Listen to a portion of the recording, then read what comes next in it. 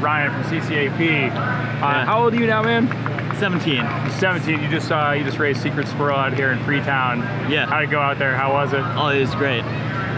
Good amount of double track, but the rocks were fun. I like the tech stuff, so. Have you seen rocks like that before?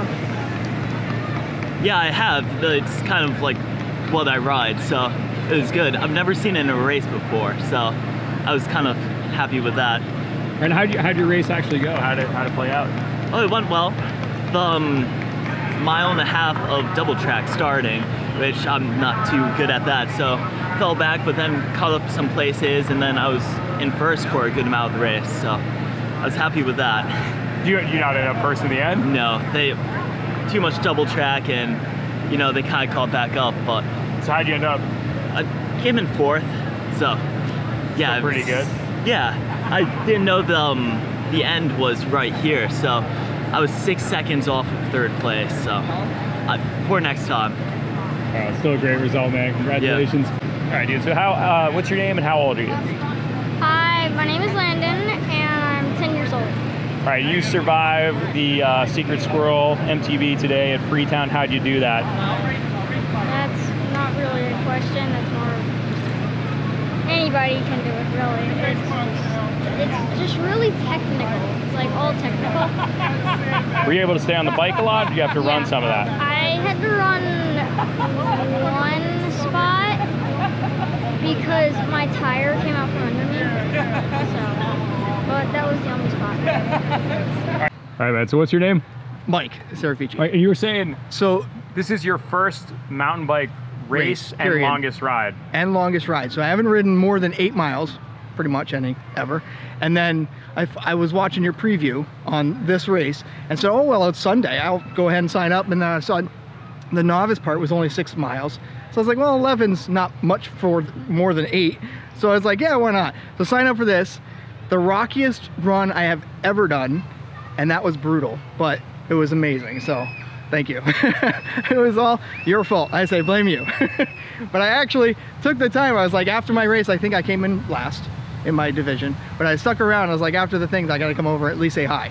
And thank you for this brutality. I think I crashed twice and came in 40th, but again, it was epic. So Jack Kisseberth, you just won Secret Squirrel MTB. Some people did not know that you know how to ride mountain bikes.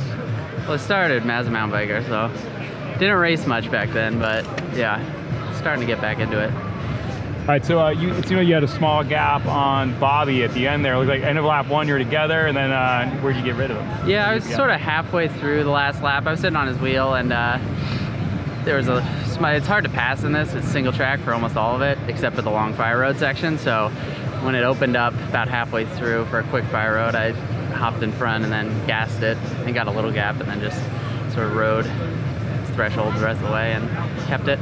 Were you able to pre-ride the course at all? I did one like half lap and I almost missed the start because it kind of like loops around out in the middle of nowhere and you get totally lost. So I knew some of it, but not all of it. Second half was sort of a... How much were you following Bobby through stuff? Because he knows this stuff blindfolded. He had good lines. I was definitely sitting on his wheel for a lot of it. What was this course like? It's a unique course. It was a weird course. It starts, for the fire road section is like, I think 2 miles or so. So you're kind of just sitting in, taking a break on that. And then it goes into the single track and it's just all rock. And the faster you go, the smoother it gets. It's one of those where if you miss a couple lines and you get bogged down and you're chunk. So as long as you keep the speed up, you're sort of can float over it a bit. But yeah, a lot of lines, a lot of zigzagging around, trying to dodge as many rocks as you can, but it's rough for sure. All right, so where are you at with your season? I mean, for the people that don't know, yeah, like a lot of the mountain bike audience who didn't know you know how to ride a mountain bike really well, actually. Where are you at with like training? Are you in the middle of sort of base stuff? Why are you coming out and doing a big effort like this? Sure, I finished base about 3 weeks ago or so. So I started to do a little bit of intensity. The plan is to throw in some mountain bike races through the summer and then do another small base build in August or so, and then build up to September for cross. So I'm not totally flat right now. I'm definitely not at the max fitness-wise, but we're getting there. and just having fun, you know, riding trails. What other races are you gonna hit? I'm gonna go Canada Cup next weekend in Ontario, and then we'll see where it goes. Yeah, don't have it all planned out yet, but having fun, low stress. So. What's up with your wrist? It was base training incident. Sort of. It's a torn ligament, but it's getting better. They just sort of a long injury. This probably wasn't the best thing for it. Base training at the skate park with Scott yeah, exactly. It's not exactly staying on the roads for all of it, but. Great job today, man. Thanks, Tom. Brian Avery, Nathan Champney. Yep. All right, you had great results at the Nesca race yesterday in New Hampshire. It was hot and it was hilly. And you guys woke up this morning, you came out here to Secret Squirrel. How'd you feel? Tired. Yeah, at the beginning I felt tired, but it kind of went away as the course went on. I felt tired the whole race. How'd your races go today? I got third. I got 9th. Okay, so you were feeling it for sure. Yeah, I was. Yeah. Oh man. So how was that course out there? Have you guys ridden out here in Freetown? This is my first time riding. Yeah, this is my first time. Yeah, what was so rough about it? All the rocks. Like, it was dusty, so you couldn't really see them, and then you just banged right through them. Yeah, I just took some speed in and just rode over them, like, as best as I could. I tried to keep pedaling. Was it fun technical? Yeah. You could ride mostly everything. Yeah. All right, so are we going to see you guys at more of the Bubba Trophy races this season? Yeah. I like them. They're pretty fun. Yeah. All right, well, great job today, guys. So this year you come back to Secret Squirrel. You raced Freetown in the fall, right? I raced Freetown last year, yeah. On a hardtail. Yeah. Remind us, how old are you now? You're under 20, right? I'm 17. You're 17, so solidly under 20. Yeah. Yeah, and then you just finished, what, 3rd or 4th there? I finished 3rd. I had a battle with Neil Burton, and we were sprinting in the end, but I got him behind me, so that was good. And what was kind of the dynamic of the course with the two ends being fire road and the in-between being just relentlessly rocky? This area is crazy, man. All those rocks out there, it's like, no matter if you're on a hardtail or on full sprint, it hurts your back so much. And I think Bob that got second, he has like, he knows the area, so he's much faster over those rocks. It's gnarly. Were you trying to watch his lines through it? I tried a little bit. He was behind me, and I did a mistake, and then he passed me, and then suddenly had 1 minute already on first lap. I think. Oh, you had to bring it back. I didn't see him for most of the race. Oh, okay. So you brought him back eventually. No, not Bob, not Nash. Oh, I thought you were talking about Neil. No. Yeah, okay, we were riding together, but first and second they were gone. Yeah, where were they able to make that? It was just like the one mistake, and then. I don't know how they got that much time. They were going fast. Is there any place on the course where you can see where the other riders are in front of you? Like I saw them once. Switchbacks? I saw them once where we were going back and forth, like opposite each other, but I think they had a big gap. I couldn't get them. I tried. Yeah. So where are you at? Are you taking mountain biking seriously this season? Oh yeah. Yeah. I did the first Canada Cup in Victoria, and then I had a crash in California. So I got a concussion and broke my hand. So you're started coming back still? Yeah, so now I've been training for like 4 or 5 weeks now, and I'm getting back. Going to Canada next weekend to do a Canada Cup, and yeah, looking forward to the rest of the season. All right, great job today. Thank you much. All right, so Kelly Catale, I don't think we've met. I've seen your name in the results for some of the other Bubba Trophy Series races. Seems like you've been doing well. Have you won one yet? I won the first one. Okay. The second one was a Bear Brook race, and I crashed in the first 2-3 miles pretty bad. I got stitches after the end of the race actually, and then got a flat. So I came in 9th in that race. It was our home race. It was kind of unfortunate, but I was very determined today to make up for it. I think I saw you on course. I think you weren't leading at the end of lap 1. I was in third. You were in third. Back, yeah. How did you make up that time? You know, I have a really bad habit of negative self-talk. So my coach told me before the race, no negative self-talk. So of course, you know, like don't push the red button. That's all I was doing the entire first lap. I kind of stumbled in the first couple miles, and the other 2 girls passed me. And then when I got to about like the open section, I said to myself, I kept telling myself, just keep pushing, keep pushing, keep pushing. And I just hammered this whole section before the first rock garden and was able to catch up. What sort of negative self-talk? Like what's an example of something that would start repeating in your head? You know, I stumbled on a couple rocks, and then I was like, oh, maybe you should slow down. You're not that technical. You know, you're not really good at technical sections. These girls are better than you. Just you can make it up on the fire roads. So And then I kept thinking, oh my God, I'm so tired. Why did I do this? You know, all these negative things, and it starts to build up. It starts to kind of make you feel like crap after a while. So. You had some words about the course right when you finished. What did you say there? I think I said I hated myself every mile of that race. But in truth, that's the way I love racing, is being in pain. If I didn't like being in pain, I wouldn't race. So, kudos to those other two girls that were up front, Kim and Elizabeth, I think her name is. Very, very strong riders. They really pushed me. So, made it a good, strong race. And this last several miles, I kept looking back thinking, they're going to be behind me, so I got to keep pushing, push hard. So, it's a good race.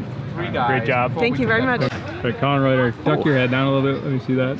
Yeah, so right, so I didn't realize this was your first time racing. I have never here. been exposed to And you came Freetown across State the line Forest. and you said that was savage. It was savage. Yeah. It's like 3 miles of pedaling as hard as you can on a fire road, and then what, 8 miles of pedaling as hard as you can in a rock garden. How did the first part of the race go for you? Were you able to stay where you wanted to be? It strung out a lot more than I thought it would. I thought we would like be like a ball of fury, but it was like a line of fury, and I was pretty far back because I didn't have enough fury. Because you can't really go wherever you want at a fire road. I mean, there's things to hit. Yeah, like so you go around a corner and it would kind of go like one line, and we'd all squeeze together and almost crash, and then like string out. So it rode like, I don't know, the last lap of a crit for a while, and then like the gaps opened, and yeah. But then we got to like the real bike race, and it didn't really matter. Like I lost 30 seconds on the fire road, but then I lost 5 minutes probably on the trail. So it was my inadequate trail riding was the real issue. Course, let's say. So yeah, I feel like it's pretty classic. You have not raced here, but like, what is this like? I don't know. It's like it was like a meaner barn burner, right? Where you think it's gonna be like, because it's flat, it's gonna be like fast and easy, but it's actually just like bone jarring fast, beats you up, no recovery. Yeah, you were questioning. I broke my bike yesterday. So you're riding a trail bike. This is my wife's trail bike, which ironically I set it up too stiff because I thought it was gonna be. I was like, oh, you gotta put it in XC mode, bro. And yeah, I should have put it in like enduro mode and just ridden like a couch. So I have too much air in all the suspension, too much air in the tires. Would have won if I'd had a softer, for sure. Yeah, that's my excuse. It was pretty cool though. I think this is the kind of place that is more fun to race than to ride. Because if I'd ridden this slower, it would have beat me up just as much and like not been as fun. This way, at least you're going so fast that it's like intense. If you're at moto speed, it's more fun. Yeah, like you have to look look in front of your front wheel for the whole time. You like can't look at your bottle, can't sleep, just comes at you fast. Yeah. I liked it. I don't need to do the Freetown 50 though. Don't tell Mike, but like 22 miles of that is plenty, I would say. I mean, you maybe edit that part out. Freetown 50 would have been sick. That's what I meant. More of that. Yeah. Please. Yeah, more of that. Yep. All right, thanks, Colin. Yeah, cool. Don't go anywhere. All right, Wissell, you're delving into single-speed racing here on the mountain bike. Yes, the wrong tool for the job at all times. True, especially here. That was so difficult. I stood up for an hour and 30 minutes. The race was an hour and 45 minutes. My seat post, I built this bike. This was my first ride on this bike, and I built it the other day. Seat post slipped by about 2 inches, so it was a basic standing room only situation out there today. And I rode with this guy, I forget his name, and he's gone now, but he rides here all the time, and he do really good lines, and he was killing me by kiting me into literally the worst. Was he another single speed? Yeah, he knew this place really, really well. So did you end up second in single speed? No, I ended up winning. I ended up winning. Yeah, I ended up winning. How did you get past him? I think he got more tired than me. Yeah, I couldn't sit down, so I was extremely motivated to clear everything, because if I sat down, my knees would just blow apart because it was so low. And somebody told me to gear this really steep. I don't know who told me to do that. Did it end up feeling steep? It was so hard. My cadence was like 40. I was trying. I got to the top of all those sandy climbs, and it was just, whoa. Whoa. I was passing some poor kid at the top of one of the climbs, and I just stalled out next to him, and we both hung out for a second, and I just looked over at him. I went, I'm sorry. I pushed past him. It was so bad. It was like dying in slow motion. Who would tell you to put such a steep gear on your bike? It seemed very aggressive, very, very steep. But I mean, it was good. I mean, the course was great. Your body just has to deform to accept the single. Oh speed. my God! It doesn't adapt; it deforms and mutates. I find it funny. Like everyone's, the single speed. It's like, oh, soft party. Those guys who just party. It's like you can't party and pedal through this crap. Still pointy at the front. It's like doing push-ups for 2 hours. I was pedaling with my hands. It was so difficult. These trails are great. Like Mike put together a great course. Like it really, honestly, like I've ridden in here a little bit and know that this was actually not the worst of the things that he could have thrown at us. And it really was like you had to sight your line and go. It wasn't just a Japanese game show of just giant rocks in the way. It reminded me of like John Wirt at Transylvania. It's all doable, but you gotta I gotta go there, but first I have to go there. It was hard. And you're never going down. Oh God. Oh, it's so hard. It was good though. It's really good. All right, so literally Colin Reuter came across the line and first thing he said was, "That was savage." So Anna Savage, how savage was Secret Squirrel MTB? I really liked that course. It was a lot of fun. I like the rocks. It's my kind of thing. Had you ridden here before? No, this is my first time ever riding here. Did you get a pre-ride? Nope. So what was it like hitting? So you had the 2-mile hole shot from hell. Then you go into the single track. What do you think when you hit that stuff? I was excited to be off the road. I like single track a lot more, so I was happy to have that. Were you able, because that part, it kind of hits you hard early on. Yeah. There's a lot of rocks. Were you able to stay on the bike and get through that stuff? Or you kind of getting There was one section I had to get off and run, and I was like, okay, I can get back on now. And then I got back on and went nowhere and had to get off again. And then I was like, oh, now I can get back on. And it was like, I was getting on and off until I finally got a spot where I could like get on and stay on for a while. So that was nice. I mean, you have mad cyclocross skills. So were you able to like preemptively get off and transition, or were you kind of getting knocked off and then I can't imagine it was easy to get back on anywhere? No, the first time it happened, like I got knocked off, and then I tried like finding a spot to get back on, and so I tried to ride a little bit more, and then I realized I wasn't gonna be able to get back on and continue going, so I made sure I got off and like ran what I could for as long as I could until I could get back on. So. All right, so there was like one other woman in your age category. Yeah, and you Carlisle. went off together. She went off pretty hot. When did you separate? Because it looks like she just came in. Yeah, I'm actually not positive because we were together for a really long time, and then we passed one of the other women in the group in front of us, and I thought we were together then, and I looked back in another section and she wasn't there, so I'm not. She wasn't in the rear. I'm not really positive when she wasn't there anymore, so. Yeah. Right. Oh, and I gotta ask. So you were one of a handful of Nesca kids. Yeah. Who raced yesterday, really hard race. I know you were having a hard time yesterday. Yeah. Much less of a hard time today. Yeah. Why was that? I don't know. I got a good night's rest, made sure to eat a good dinner and a good breakfast. So I think that really helped. Okay. Also not hot and hilly here. Was that? Yeah, I really appreciated that. Yesterday was not my course, so. But.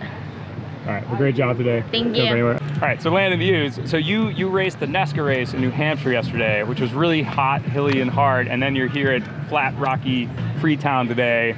Yeah. What was it like racing back-to-back race days this weekend? I was a little tired after the first race because it was really hot and stuff. I got my first podium with Nesca yesterday.